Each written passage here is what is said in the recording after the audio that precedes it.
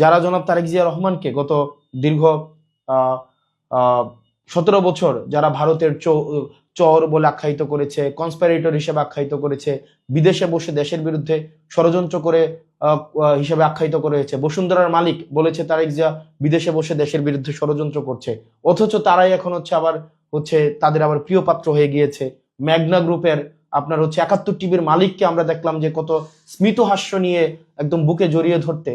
এখন আজকে আপনাদেরকে যারা এতদিন ভিলেন বানিয়েছে, যারা আপনাদের নেতাকর্মীর হত্যার বৈধতা উৎপাদন করেছে, গুম খুনের বৈধতা উৎপাদন করেছে, আগুন সন্ত্রাস হিসেবে যারা স্বীকৃতি দিয়েছে, সেই সব মিডিয়াই এখন আবার দেখা যাচ্ছে এখানে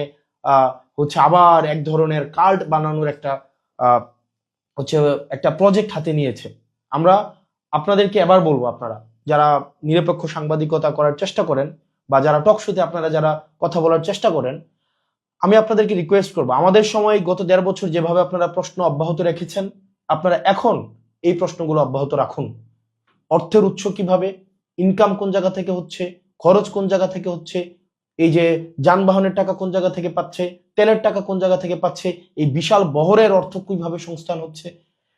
এই প্রশ্নগুলো আপনাদেরকে করতে হবে। এই প্রশ্নগুলো যদি না করে শুধু যদি আপনি সিলেক্টিভ কোয়েশ্চেন করেন যে এই মানুষগুলোকে আমরা প্রশ্ন করবো, এই মানুষগুলোকে আমরা প্রশ্ন করব না, তাহলে আমার কাছে মনে হয় যে নিরপেক্ষ সাংবাদিকতা প্রশ্নবিদ্ধ হয়।